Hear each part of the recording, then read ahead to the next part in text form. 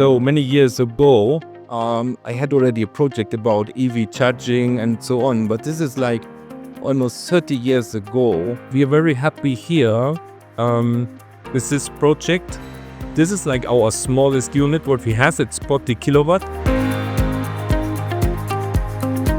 We have a private company, Yujo Izakaya, looking ahead into the future and renting its solar power supply from another private company, enPower.life. I think this is a recipe that works really well and will hopefully set an example for many other companies to follow.